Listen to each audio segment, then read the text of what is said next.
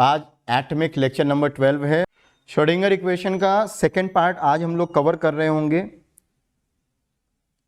आज खत्म तो नहीं हो पाएगा बच्चों श्रोडिंगर इक्वेशन। ग्राफ से रिलेटेड जो सेक्शन है वो शायद हम लोगों को नेक्स्ट वीक में मतलब थर्ड पार्ट तक जाना पड़ेगा, तभी अच्छे से हो पाएगा। ठीक है, चलो स्टार्ट करेंगे। लास्ट क्लास में हमने आपको जो चीज़ें बताई थी बहुत जल्दी से मैं उसको एक बार रिवाइज करवा देता हूं।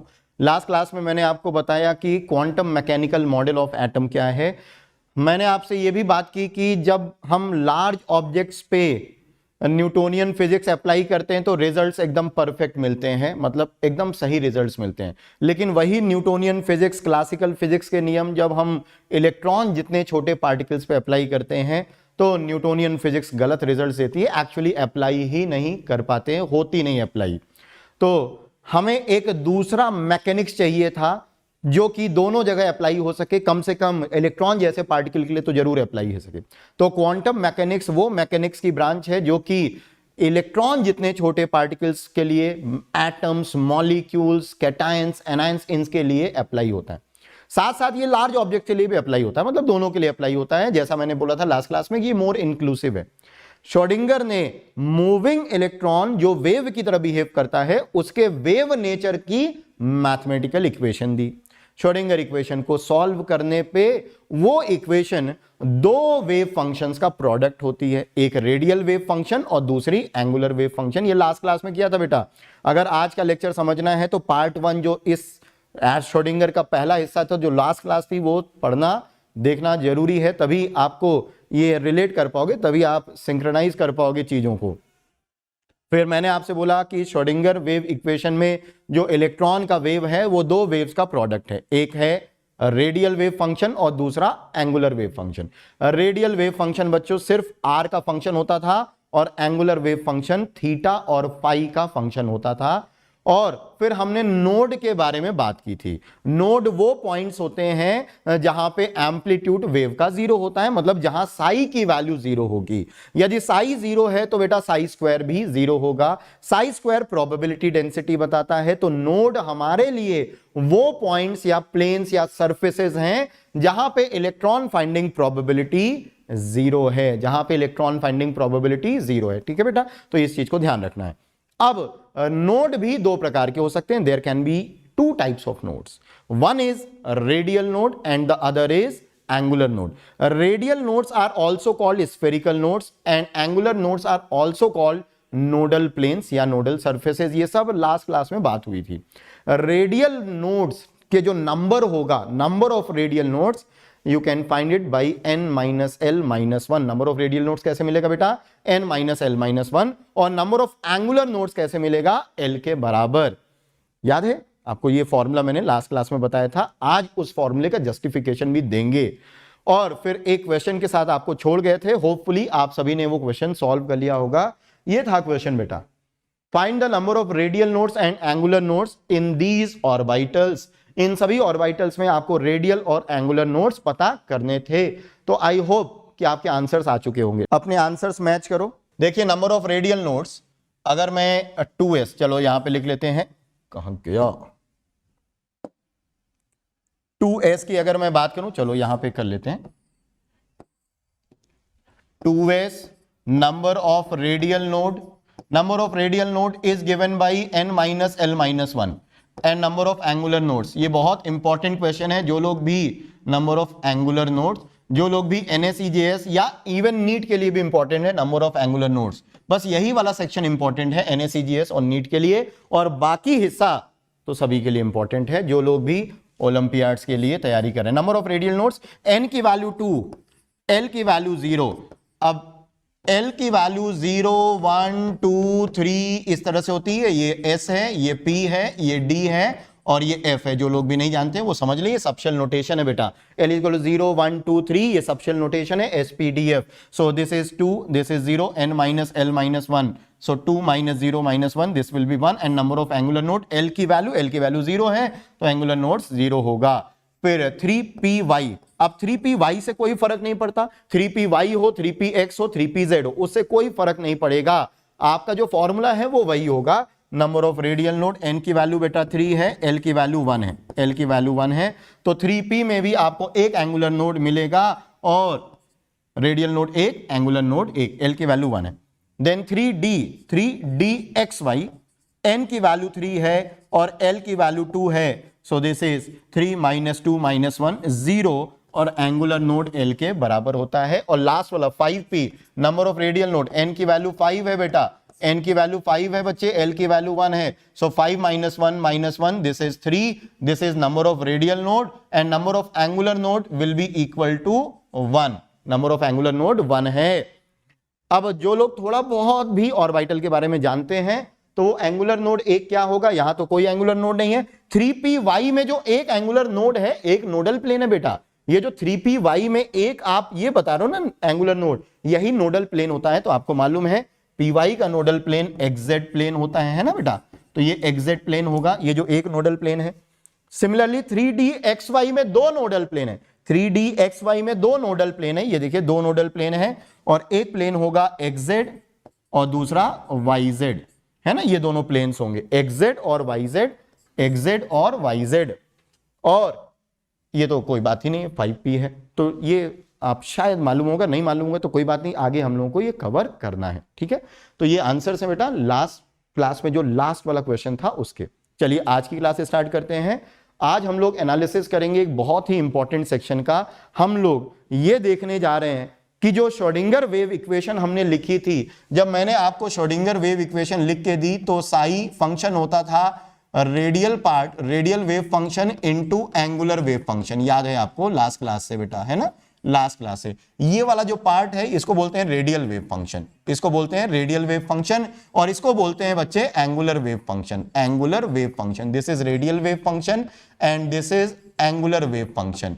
तो आज हम लोग अभी तुरंत हम लोग इसके बारे में समझने जा रहे हैं कि रेडियल जो वेव फंक्शन होगा किसी भी ऑर्बिटल का वो कैसा दिखेगा, उसको कैसे देख के क्या क्या चीजें इंटरप्रेट कर सकते हैं।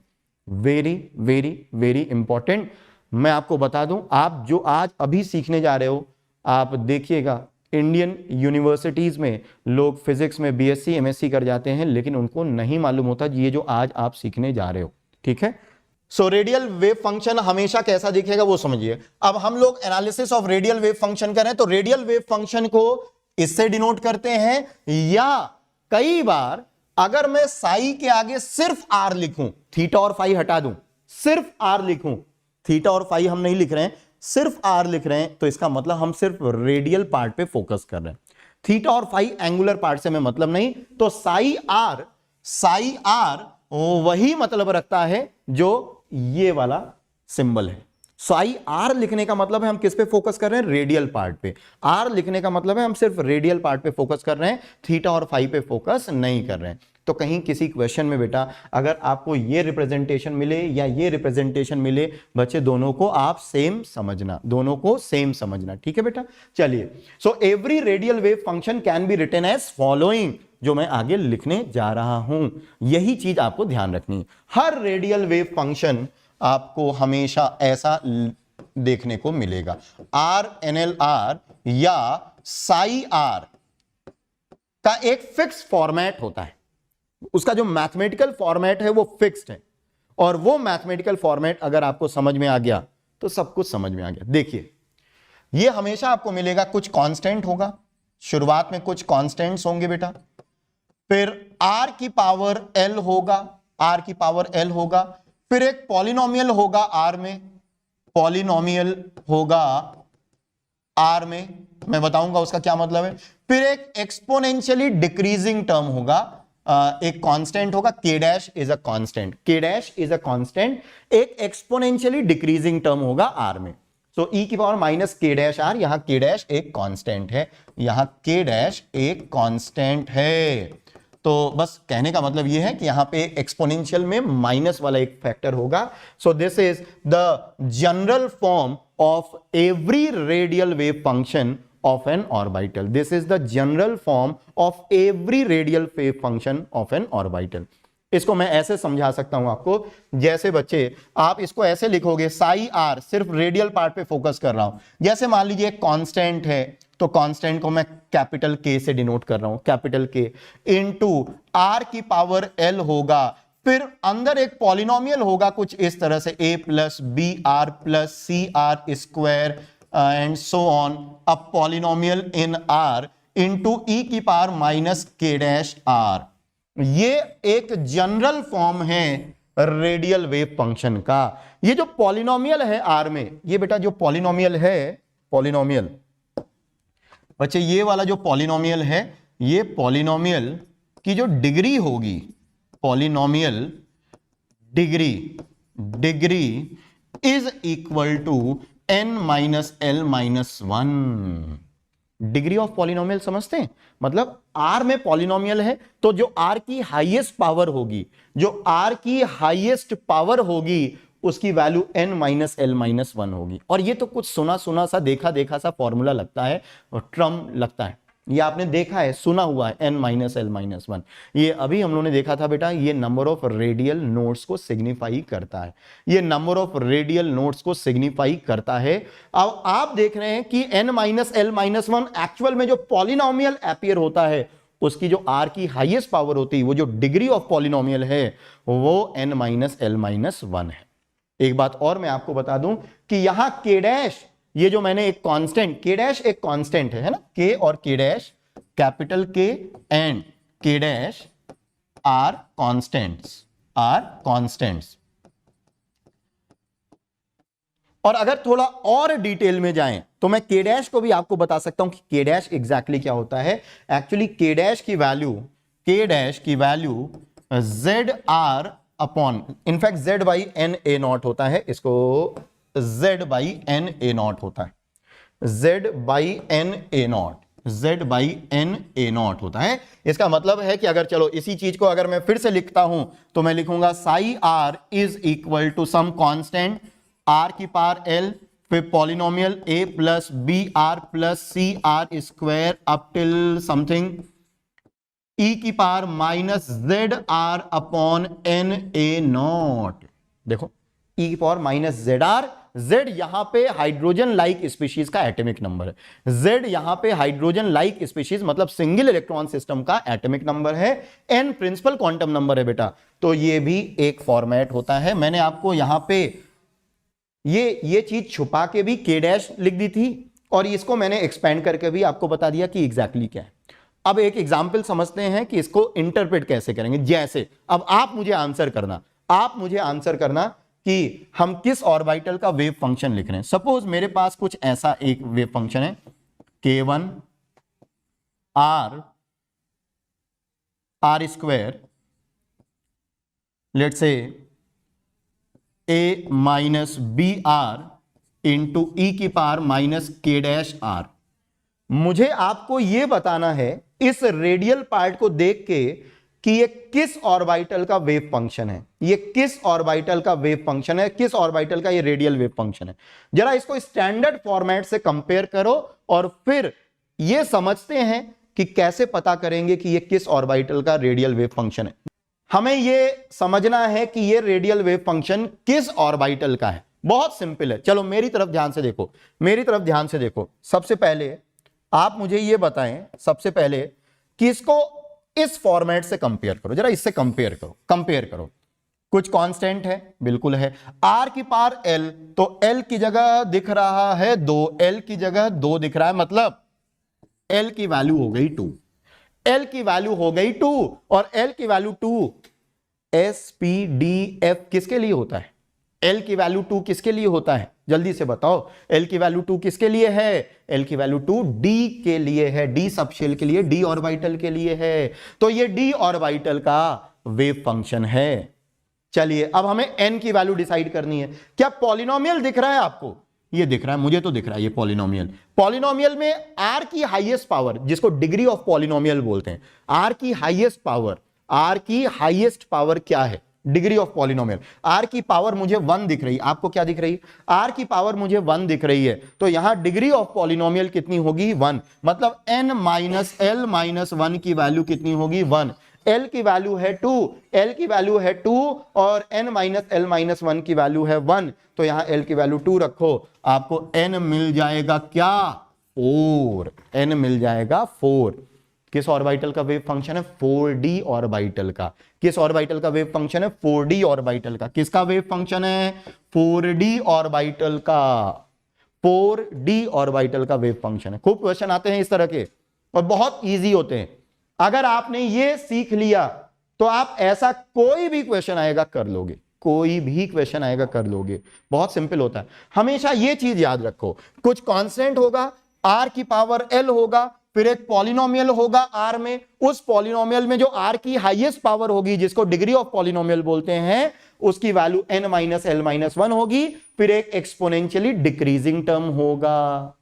ठीक है, चलो नेक्स्ट पेज पे चलिए, इस ऑर्बिटल वेव फंक्शन को आइडेंटिफाई करो। बहुत बढ़िया, आप लोगों के ज्यादातर बच्चों के जवाब हैं ये 3p ऑर्बिटल का वेव फंक्शन है, जो कि एकदम परफेक्ट है, एकदम परफेक्ट है। क्यों? कंपेयर करो, कांस्टेंट मिला r की पावर l बिल्कुल दिख रहा है, l यहां पे 1 है, ये r की पावर 1 है, मतलब l की वैल्यू 1 हो गई। l की वैल्यू 1 होती है p के लिए। फिर मुझे पॉलिनोमियल दिख रहा है, उस पॉलिनोमियल में r की हाईएस्ट पावर क्या है? यहां पे 1 है, मतलब जो डिग्री ऑफ पॉलिनोमियल है वो कितनी है? 1 है। l की वैल्यू 1 रखो तो n की वैल्यू 3 आ जाएगी, तो ये 3p है, ये 3p है। अब अगला सवाल मेरा आपसे, 3p में तो 3 तरह के p होते हैं, 3px, 3py और 3pz।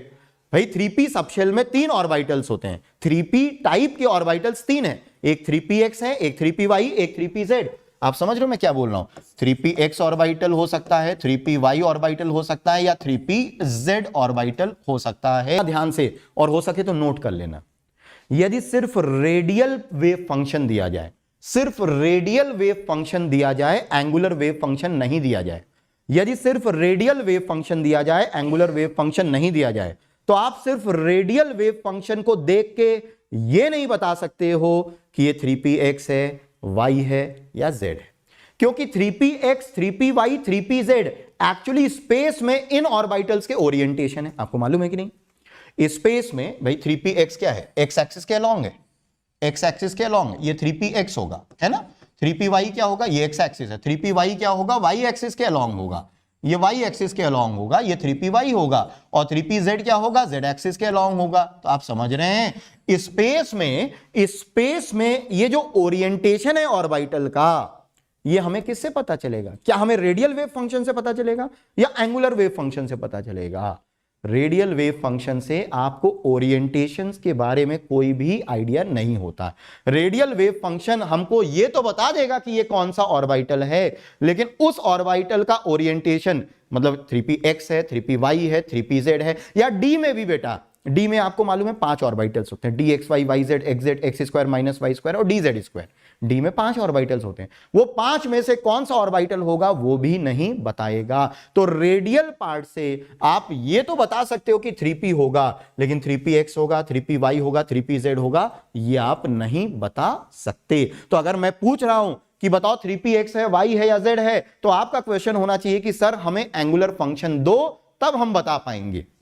हमें एंगुलर फंक्शन दो, तब हम बता पाएंगे। समझ रहे? चलो अगला वाला।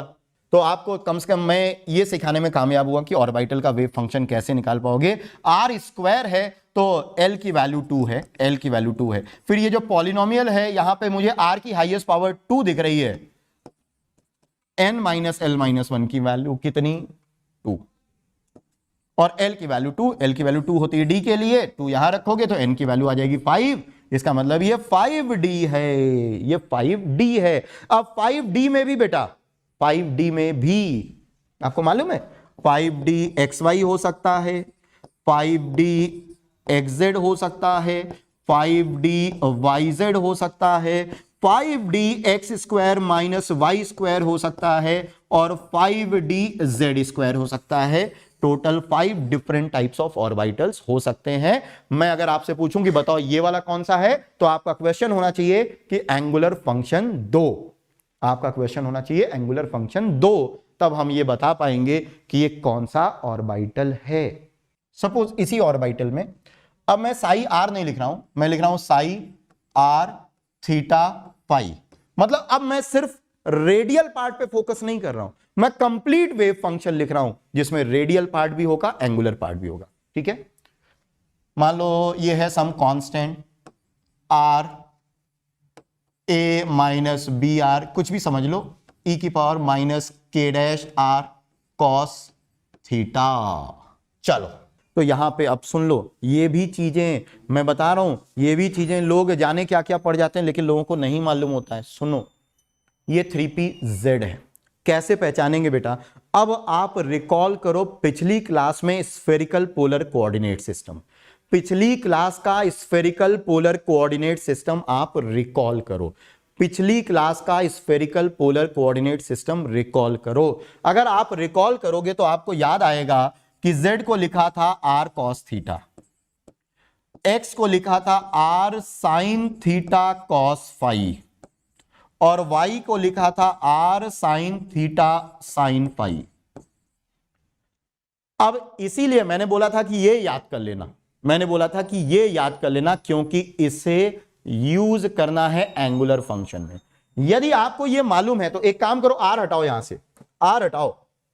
एक तरह से जो मेरा z है वो किसको डिनोट कर रहा है? जो मेरा z है बच्चे, z cos थीटा को, x sin theta cos phi को, और y sin theta sin phi को, और मुझे यहां सिर्फ cos थीटा दिख रहा है, इसका मतलब ये 3pz है, ये 3pz है, 3pz है। समझ में आया? समझ में आया कि नहीं आया? 3pz। यही अगर मैंने यहां पे सपोज cos थीटा के बजाय हमने यहां पे लिखा होता sin theta sin phi, sin theta sin phi लिखा होता, तब ये कौन सा 3p होता? ओके, तब ये 3py होता, तब ये 3py होता है ना कि नहीं? तो अब आपको शायद समझ में आ गया होगा कि ये जब ऑर्बिटल्स के हम लोग नाम लिखते हैं ना, px py pz dxy yz xz x square minus Y square और dz स्क्वायर, तो इन नाम रखने के पीछे क्या लॉजिक है? लॉजिक समझ में आ गया? नाम रखने के पीछे लॉजिक है एंगुलर फंक्शन और स्फेरिकल पोलर कोऑर्डिनेट सिस्टम। तो मैंने देखा है बहुत लोग ये बोलते हैं, अगर किसी से पूछो कि px py pz ही नाम क्यों, dxy ही क्यों नाम, तो लोग एब्सर्ड रिप्लाई करते हैं कि तुम्हारा नाम ये क्यों है, तुम्हारा नाम ये क्यों है, तुम्हारा नाम रख दिया गया तो रख दिया गया। ऐसे नहीं है, ये ह्यूमन बॉडीज नहीं है जिनके नाम इमोशन के साथ रखे जाते हैं। हम लोग के नाम तो आउट ऑफ इमोशन रखे जाते हैं, अपने पेरेंट्स रखते हैं जो नाम उनको इमोशनली कनेक्ट करते हैं, अच्छे लगते हैं। पर यहाँ थोड़ी इसका कोई पेरेंट नहीं है, यहाँ तो साइंस है, लॉजिकल है। यहाँ नाम कैसे रखे गए हैं अब आपको क्लियर हो गया है कि नाम कैसे रखे गए हैं। समझ में आया बेटा? आगे कुछ और चीजें मैं आपको बताऊंगा और मजा आएगा, जैसे डी के बारे में भी अभी बात करेंगे, डी के बारे में भी अभी बात करेंगे। पहले यहां तक बता दो ये क्लियर है कि नहीं। अभी ये इसको मैं मिटा देता हूं, ये 3pz है ना, तो यहाँ cos थीटा लिख देते, नहीं तो ये बाद में आप दोबारा पढ़ोगे ना तो फिर कंफ्यूजन होगा, तो यहाँ पे अपन cos थीटा तो रहने देते हैं, ठीक है। चलो तो पहले मुझे ये बता दो कि क्या यहां तक क्लियर है, और इस चीज को ध्यान रखने को, याद रखने को क्यों बोला है मैंने, इस चीज को याद रखना है ना बेटा। ये चीज आई है स्फेरिकल पोलर कोऑर्डिनेट सिस्टम से, और ये याद रखना है, तभी आप ये कर पाओगे।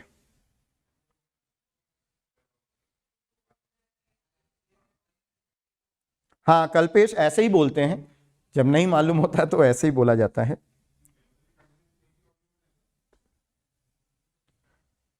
बच्चे मुझसे भी पूछते हैं, जैसे प्रॉब्लम क्या है शुरुआती समय में, जैसे मान लो एक बच्चा आया ही 11th में और हमने क्वांटम नंबर जस्ट इंट्रोड्यूस किया, px py pz बताया, बच्चा मुझसे अगर पूछेगा कि सर इसका नाम ऐसा क्यों रखा, तो मैं उसको यही जवाब देता हूं, इसके नाम के पीछे एक लॉजिकल रीजन है जो हम लोग कुछ समय बाद पढ़ेंगे, ये अपना है ना। चलो ये चीज समझ में आ गई आपको, ये चीज समझ में आ गई आपको, चलो बहुत बढ़िया, ठीक है बेटा। तो अभी एक और क्वेश्चन करेंगे, है ना। आपकी ट्रिग्नोमेट्री अच्छी, आपकी ट्रिग्नोमेट्री अच्छी है, अगर अच्छी है तो चलो एक और क्वेश्चन मैं आपको दे रहा हूं। अभी ये चीज आप समझ चुके हो, है ना। अभी मान लो सेम चीज हम लिखते हैं, लेकिन अब साई आर थीटा और फाई लिखते हैं, साई आर थीटा और फाई, और मैं इसमें एक चीज और ऐड करता हूं, ये तो रेडियल पार्ट लिखा ही हुआ है, ये रेडियल पार्ट लिखा ही हुआ है, एक चीज और हम इसमें ऐड करते हैं और वो है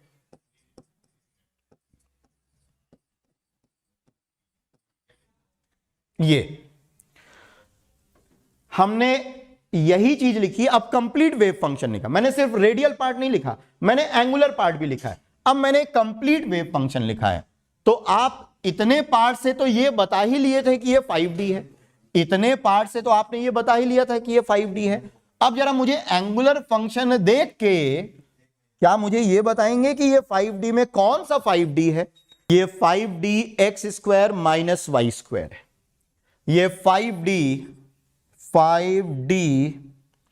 x square minus Y square है। ये 5D x square minus Y square है।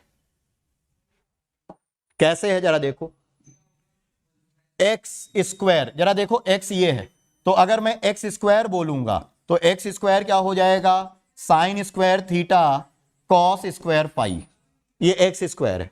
y स्क्वायर क्या होगा बेटा? y स्क्वायर होगा sine square theta sine square phi. चलो सब्ट्रैक्ट करता हूं, x square minus Y square, x square minus Y square, sine square theta common आ जाएगा और cos square phi minus sine square phi. और आपको मालूम है शायद बेटा कि ये cos square phi minus sine square phi क्या होता है?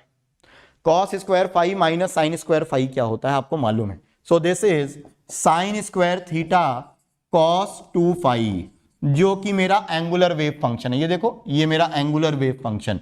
तो ये 5D x square minus Y square, ये 5D x square minus Y square.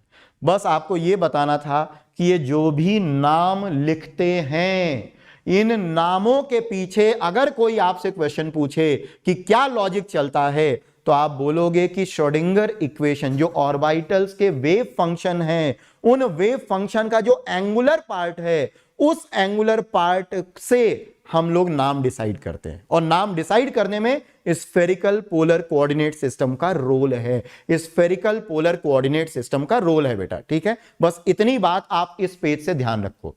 और नेक्स्ट पेज पे मैं क्या करने वाला हूं, इन सभी के आपको एंगुलर वेव फंक्शन भी लिखवा दूंगा, आपको चिंता करने की जरूरत नहीं, सभी के एंगुलर वेव फंक्शन लिखवा देंगे, ठीक है। लेकिन थोड़ा कॉन्सेप्ट मैंने आपको पहले ही बता दिया कि अगर आपको वो भूल भी जाए जो मैं लिखवाने वाला हूं, अगर वो आप भूल भी जाओगे तब भी बहुत आसानी से इस कॉन्सेप्ट से अगर आपको बस ये याद रहे, तो उसके बाद तो मैथ्स करनी है, उसके बाद मैथ्स करनी है, बहुत आसानी से करोगे, ठीक है। चलो नेक्स्ट पेज पे चलेंगे। चलो मैं नेक्स्ट पेज पे चल रहा हूं बेटा नेक्स्ट पेज पे चल। अभी कुछ वेव फंक्शंस हम लिखेंगे और आप मुझे बताओगे कि वो किन ऑर्बिटल्स के वेव फंक्शन है, ठीक है, किन ऑर्बिटल्स के वेव फंक्शन है। चलो, और आपके आंसर अब जल्दी जल्दी आने चाहिए, आपके आंसर अब जल्दी जल्दी आने चाहिए। सुनो, पहला example, psi R theta phi is equal to K1 e की power minus K dash R. मैंने कंप्लीट वेव फंक्शन लिखा, psi R theta phi is equal to K1 e की power minus K dash R. क्या आप मुझे बताएंगे कि यह किस ऑर्बिटल का वेव फंक्शन है? देखो, एस ऑर्बिटल का तो वेव फंक्शन होगा ही होगा, यह हम कैसे बता सकते हैं? क्योंकि अगर आपको कंप्लीट वेव फंक्शन में थीटा और फाई वाला टर्म दिखे ही ना, अगर आपको कंप्लीट वेव फंक्शन में थीटा और फाई ना दिखे, तो ये डेड श्योर है कि वो एस ऑर्बिटल का है। लास्ट क्लास में मैंने बताया था, एस ऑर्बिटल स्फेरिकली सिमेट्रिक होते हैं, उनका जो एंगुलर वेव फंक्शन होता है वो कांस्टेंट होता है, उसमें थीटा और फाई आता ही नहीं है, और वो कांस्टेंट इस कांस्टेंट के साथ मर्ज होकर एक नया कांस्टेंट देता है। तो एस ऑर्बिटल्स के जितने भी वेव फंक्शंस होंगे उनमें थीटा और फाई आपको नहीं दिखेगा। तो एक चीज तो वहां चल गई। लेकिन मान लो मुझे ये नहीं मालूम है, ये कॉन्सेप्ट कि एस ऑर्बिटल में थीटा और फाई नहीं होते हैं, मैं यहीं से देख के बता लूंगा कि ये 1s ऑर्बिटल। कैसे? क्या मुझे r की पावर l दिख रहा है? क्या मुझे r की पावर l दिख रहा है? नहीं दिख रहा है। इसका मतलब l की वैल्यू 0 है, l की वैल्यू 0 है। 0 का मतलब ये s ऑर्बिटल है। r की पावर l नहीं दिख रहा है, हमने स्टैंडर्ड फॉर्म से, जो आपको स्टैंडर्ड फॉर्म लिखवाई उससे कंपेयर करो, r की पावर l नहीं दिख रहा। क्या आपको पॉलिनोमियल दिख रहा है? पॉलिनोमियल भी गायब है। पॉलिनोमियल भी गायब है, इसका मतलब n माइनस एल माइनस 1 की वैल्यू भी 0 है। l की वैल्यू 0 रखो, n की वैल्यू 1 आ जाएगी और ये हो गया 1s ऑर्बिटल का वेव फंक्शन। अब 1s में तो 1s x, 1s y, 1s z ऐसा कुछ होता ही नहीं है, क्योंकि उसमें थीटा और फाई होते ही नहीं है। ठीक है, चलो दूसरा क्वेश्चन आपसे। क्या बाहर r की पावर l दिख रहा है? मुझे r की पावर l नहीं दिख रहा है, इसका मतलब l की वैल्यू 0। देखो यहां r की पावर l होता है, हमारा जो स्टैंडर्ड फॉर्म होता है, जो रेडियल वेव फंक्शन का स्टैंडर्ड फॉर्म, कुछ कांस्टेंट r की पावर l, फिर एक पॉलिनोमियल दिखता है, पॉलिनोमियल r में पॉलिनोमियल और e की power minus k dash r। तो मुझे r की पावर l नहीं दिख रहा, मतलब l की वैल्यू 0 है, l की वैल्यू 0 है, मतलब ये s है। फिर ये जो पॉलिनोमियल है इसकी डिग्री 2 है, r की हाईएस्ट पावर 2 है, n माइनस एल माइनस 1 की वैल्यू 2 है और n की वैल्यू आ जाएगी 3। तो ये 3s ऑर्बिटल का वेव फंक्शन है, ये 3s ऑर्बिटल का वेव फंक्शन। आई होप ये चीज क्लियर है आपको, आई होप ये चीज क्लियर है। अब जरा मुझे बताओ कि 3s ऑर्बिटल में कितने रेडियल नोड्स होते हैं? 3s ऑर्बिटल में कितने रेडियल नोड्स होते हैं? अब आगे जो मैं बात करने जा रहा हूं ना वो बहुत इंपॉर्टेंट है। 3s ऑर्बिटल में कितने रेडियल नोड्स होते हैं जल्दी बताओ। n माइनस एल माइनस 1 से बताते हो, number of radial nodes n minus L minus 1 से बताते हो। कितने रेडियल नोड्स है? कितने रेडियल नोड्स हैं? 2। कितने रेडियल नोड्स हैं? 2। अच्छा, रेडियल नोड ऑब्टेन कैसे करते हैं? रेडियल नोड ऑब्टेन कैसे करते हैं? रेडियल वेव फंक्शन को 0 रख के। नोड क्या होगा बेटा? रेडियल नोड वो पॉइंट्स हैं जहां पे रेडियल वेव फंक्शन 0 हो जाए।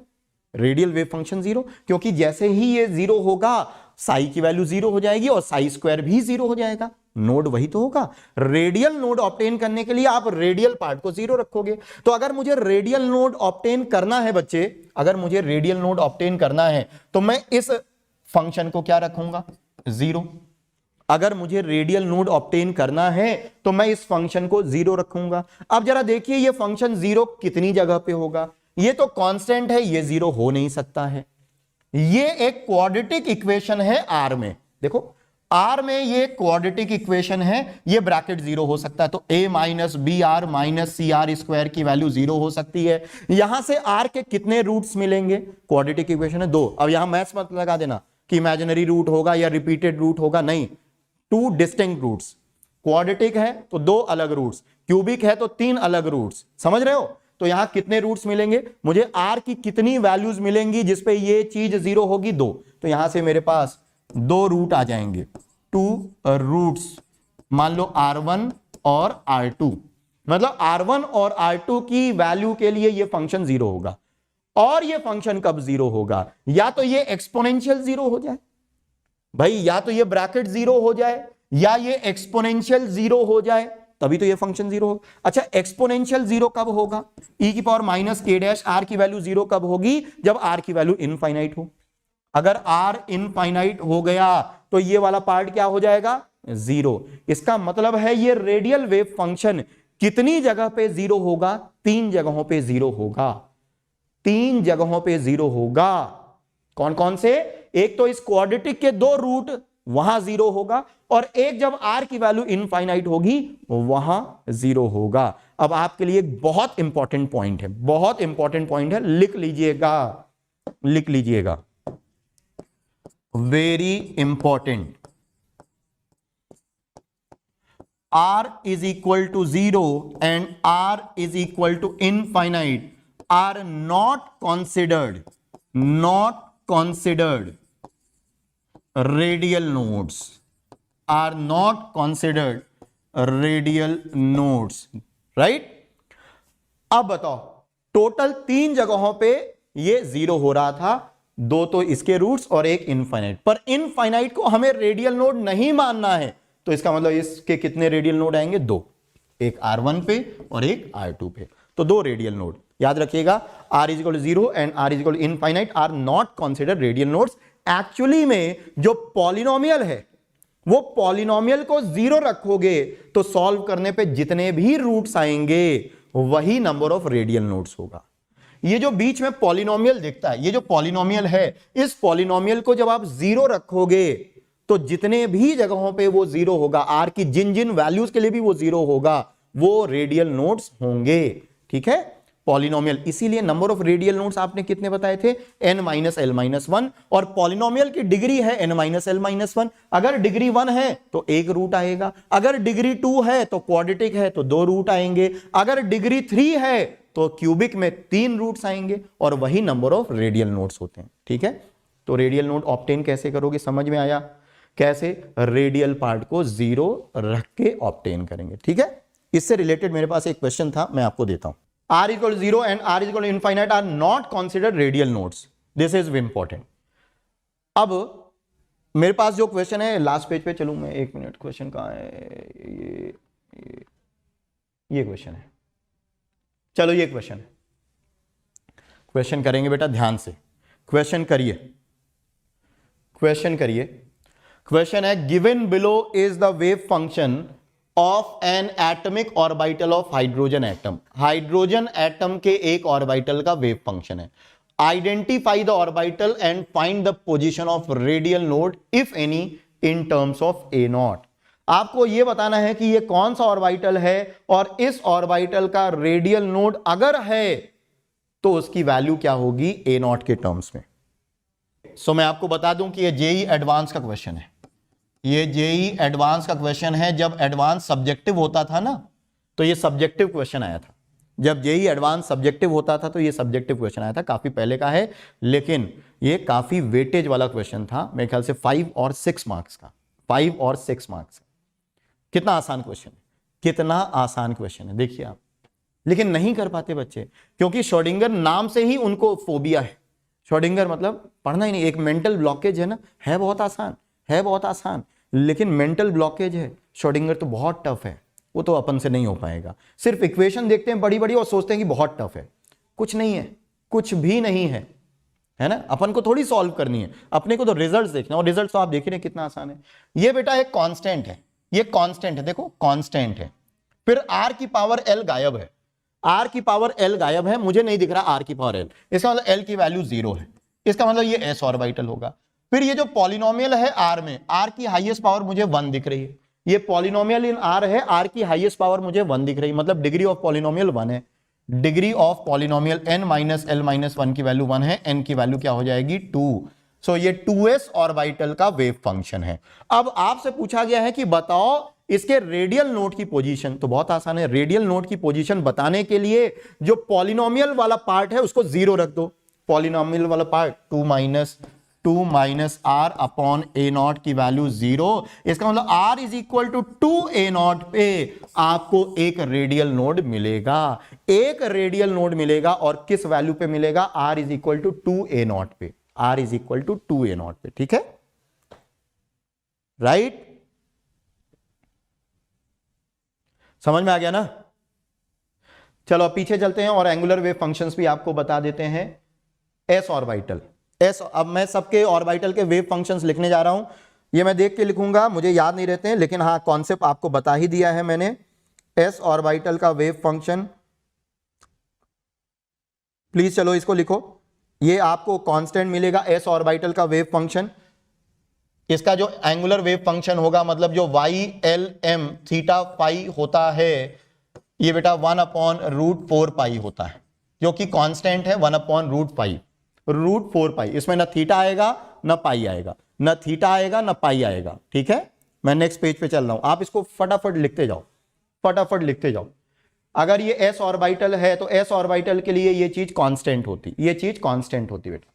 चलो अगला पीएक्स ऑर्बिटल के लिए। अच्छा m की वैल्यू, ये मैंने m की वैल्यूज ऑल्दो इस लेवल पे, इवन INCHO में भी ICHO में भी m की वैल्यूज आप किसी को कुछ भी दे सकते हो, लेकिन जब थोड़ा और हायर जाते हैं ना तो वहां m की वैल्यूज भी असाइंड है। जैसे pz के लिए m 0 रखते हैं, pz के लिए m 0 रखते हैं, तो m की वैल्यू 0 है तो वो pz के लिए, m की वैल्यू -1 है तो वो py के लिए, m की वैल्यू +1 है तो वो px के लिए। लेकिन आप इस +1 -1 0 को आप अपने अकॉर्डिंगली, मतलब इसमें मैं नहीं बोल रहा हूं कि बहुत हार्श रहो, हाँ ऑर्बिटल अगर px है तो px का वेव फंक्शन होता है, px का angular wave function Y L M theta phi is equal to √3/4 pi sin theta cos phi. ठीक है, और अगर पी वाई ऑर्बिटल है तो पी वाई ऑर्बिटल के लिए Y L M theta pi हो जाता है √3/4 पाई, और आप खुद भी जानते हो बेटा बस साइन थीटा तो रहेगा, साइन पाई आ जाएगा, है ना, साइन पाई आ जाएगा एंगुलर वेव फंक्शन। और पीजेड ऑर्बिटल के लिए Y L M theta pi की वैल्यू हो जाएगी √3/4 पाई, और ये वाला टर्म आ जाएगा कॉस थीटा, कॉस थीटा। तो ये पीजेड हो गया। ये मैंने कंप्लीट वेव फंक्शन लिखे हैं। आप इन कांस्टेंट्स, मतलब कोई आपको ये नहीं पूछने वाला, लेकिन हाँ ये जरूर पूछ सकता है बेटा, अगर मुझे ये दिया हुआ तो मुझे पहचान में आना चाहिए कि ये पी वाई है, पी एक्स है या पी जेड है। इसका कॉन्सेप्ट मैंने आपको बता दिया है। तो ये मैंने कांस्टेंट्स के साथ ये कंप्लीट वेव फंक्शन मैंने लिख दिया यहाँ पे, ठीक है। चलिए डी के भी लिख लेते हैं, डी के भी लिखते हैं बेटा। डी के भी अगर मुझे डी जेड स्क्वायर का लिखना है, अगर मुझे डी जेड स्क्वायर का लिखना है तो डी जेड स्क्वायर का सबसे अलग होता है एक्चुअली √3 cos स्क्वायर। देखो ये आएगा Y L M theta pi is equal to √5/16 pi 3 cos square theta -1। थोड़ा अलग होता है डी जेड स्क्वायर का, आप याद रख लेना। ये भी मैं याद करने को नहीं बोलता, ये भी आप पता कर सकते हो। एक्चुअली डी जेड स्क्वायर बनता है 2z square -x square -y square से। तो हालांकि ये इस लेवल पे जरूरत नहीं है, जो z स्क्वायर है ना, तो ये z स्क्वायर एक्चुअली कैसे आया है ये भी आप समझ लो। तो 2z square -x square plus y square से आया है। तो पर आपको इस लेवल पे अभी जाने की जरूरत नहीं है, नहीं तो अननेसेसरी कंफ्यूजन होगा। आप तो बस ये याद रखो, आप इसको स्पेशली याद रख सकते हो कि z स्क्वायर का, डी जेड स्क्वायर का 3 cos स्क्वायर थीटा -1 होता है, बस इसको स्पेशली याद रख सकते हो।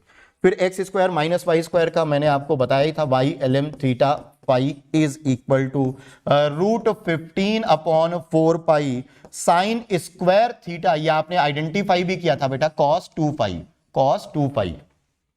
Then dxy Y L M theta pi is equal to √15/4 pi sine square theta sine 2 पाई।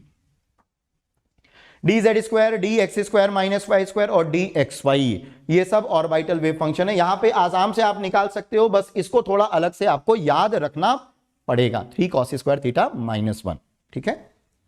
आगे मैं चलता हूं नेक्स्ट पेज पे। डी एक्सजेड है √15/4 pi, √15 Y L M theta pi is equal to √15/4 pi sine theta cos theta sine 2 pi, sorry sine pi X Z. जरा देखो आ रहा है कि नहीं, एक्स जेड आ गया, एक्स आ गया, sine theta sine pi x और कॉस पाई, नहीं साइन थीटा z आ गया cos थीटा से, साइन थीटा है साइन थीटा cos फाई। एक मिनट, मेरे पास डी वाई जेड, ये cos फाई है बेटा, ये cos फाई होगा, गड़बड़ हो गया, ये गड़बड़ हो गया। थोड़ा एक बार आप अपना दिमाग भी लगाना बेटा, अपना दिमाग भी लगाना, कैसे मुझे कैसे मालूम चला। हाँ √16 पाई को आप बाहर भी निकाल सकते हो बेटा, उसमें कोई इशू नहीं है। मुझे कैसे मालूम चला कि इधर गड़बड़ है, देखो cos थीटा का मतलब z है, अरे यार ये क्या है, देखो cos थीटा का मतलब है z, तो z तो मुझे दिखाई दे रहा है। x क्या होता है, x क्या होता है sine theta cos phi, x क्या होता है sine theta cos phi, x क्या होता है बेटा साइन थीटा cos फाई, और मुझे साइन थीटा साइन फाई दिख रहा है, मुझे साइन थीटा साइन फाई दिख रहा है, तो एक्चुअली ये y है, ये y है। तो आप इसको एग्जेट करने के लिए यहां पे साइन थीटा कॉस फाई कर लो, ठीक है, कॉस पाई, और इसका जो हो जाएगा Y L M theta pi is equal to √15/4 pi sine theta cos theta sine phi, ठीक है। तो ये डी वाई जेड हो गया, डी वाई जेड हो गया, ठीक है। तो ये एंगुलर वेव फंक्शंस हैं डी एक्स वाई वाई, ये पांचों ऑर्बिटल के मैंने लिख दिए, पी के भी लिख दिए हैं। इसमें बस मैं चाहता हूं कि एक चीज आप याद कर लो कि डी जेड स्क्वायर का 3 cos स्क्वायर थीटा -1 होता है। मैं ज्यादा चीज आपको याद करने को नहीं बोलता हूं, लेकिन हाँ ये याद कर लोगे तो थोड़ा, कोई पूछने वाला नहीं है, बहुत मुश्किल क्वेश्चन है। अगर कभी कोई क्वेश्चन आ गया तो उस स्थिति के लिए अपने आप को तैयार रखने के लिए मैं बोल रहा हूं कि इतना आप याद कर लो, ठीक है, इतना आप याद कर लो। नंबर ऑफ रेडियल नोड्स ये होता है, ये सब आपको मालूम ही है, ये सब आपको मालूम ही है। थोड़े शेप भी देख लो आप, ये जो शेप होते हैं ऑर्बिटल्स के, ये कौन सा ऑर्बिटल है, कौन सा, एस ऑर्बिटल। ये कौन सा ऑर्बिटल है, एस ऑर्बिटल। ये वाला कौन सा ऑर्बिटल है, देखो इसके लोब्स किस एक्सिस के अलोंग है, एक्स एक्सिस के, ये एक्स एक्सिस है बेटा, इसको ये एक्स एक्सिस है, ये वाली एक्स एक्सिस है, ये एक्स एक्सिस है, तो ये कौन सा ऑर्बिटल है, पी एक्स ऑर्बिटल। ये कौन सा ऑर्बिटल है, देखो लोब्स वाई के अलोंग है, ये पी वाई ऑर्बिटल है। ये लोब्स जेड एक्सिस के अलोंग हैं, तो ये पी जेड ऑर्बिटल है ना, ये पी जेड ऑर्बिटल्स हैं। सिमिलरली ये देखो, ये डी एक्स वाई है, डी एक्स जेड है, डी वाई जेड है, डी जेड स्क्वायर आपको अलग शेप का मिलेगा, डी जेड स्क्वायर आपको अलग शेप का मिलेगा, और D X square minus Y square में। अच्छा ये चीजें क्या है, देखो ये जो ये पहले तीन हैं, ये जो पहले तीन हैं इनको बोलते हैं non axial D orbitals, non axial D orbitals. क्यों, क्योंकि जो इनके लोब्स होते हैं, जो इनके लोब्स होते हैं ये एक्सिस के बीच में होते हैं। देखो ये जो चार लोब्स हैं ये एक्सिस के बीच में बेटा, एक्सिस आपकी ये है, एक्सिस के बीच में लोब्स हैं, और ये वाले जो दोनों हैं इनको बोलते हैं axial D orbitals, axial D orbitals. जैसा कि आप देख पा रहे हैं कि ये जेड एक्सिस के अलोंग है, देखो जेड एक्सिस के अलोंग लोब है, और D X square minus Y square में, जैसे ये वाला जो है D X square minus Y square, ये आपका इस तरह से है, ये एक्सिस के अलोंग है बेटा, ये एक्स एक्सिस है, ये वाई एक्सिस है ना, तो ये कौन सा है, D X square minus Y square. तो 5 डी ऑर्बिटल्स में out of 5 D orbitals 3 D orbitals are non axial, क्योंकि उनकी जो इलेक्ट्रॉन डेंसिटी होगी वो एक्सिस के बीच में पाई जाती है, एक्सिस के अलोंग नहीं मिलता। और 2 डी ऑर्बिटल्स हैं जिसमें इलेक्ट्रॉन डेंसिटी एक्सिस के अलोंग मिलती है, एक है डी जेड स्क्वायर और दूसरा है D X square minus Y square. ये जो जेड स्क्वायर है ये कैसे आता है, एक्चुअली ये 2 Z square minus X square plus Y square. तो हम लोग करते क्या है, X square plus Y square को अप्रोक्सीमेटली जेड स्क्वायर मान लेते हैं, तो 2 जेड स्क्वायर, इसको अप्रोक्सीमेटली हम लोग जेड स्क्वायर मान लेते हैं, तो 2 Z square minus Z square is Z square, है ना, ऐसे आता है। आप करके देख लेना, 2 Z square minus X square plus Y square का जो वेव फंक्शन होगा वो 3 cos स्क्वायर थीटा -1 आएगा। करके देखना, ये 3 cos स्क्वायर थीटा -1 ही आएगा, जो कि इस अजम्पशन के साथ हम लोग जेड स्क्वायर लिख लेते हैं। पर इतना डिटेलिंग जरूरत नहीं, इतना तो एमएससी जो रिसर्च करेगा उसको जरूरत होगी शायद। एक क्वेश्चन के आप करिएगा, उस क्वेश्चन के साथ आपको छोड़ जाते हैं। क्वेश्चन ये है बेटा, बहुत सिंपल सा क्वेश्चन है, identify the orbital and calculate the distance of spherical nodes from nucleus. आप आर की वैल्यूज निकालोगे जहां पे नोड मिलेगा, पहले तो ऑर्बिटल आइडेंटिफाई करोगे और फिर मुझे आर की वो वैल्यूज बताएंगे जहां पे नोड मिलेगा, ठीक है। चलिए इस क्वेश्चन के साथ आपको छोड़ जाते हैं। Thank you so much.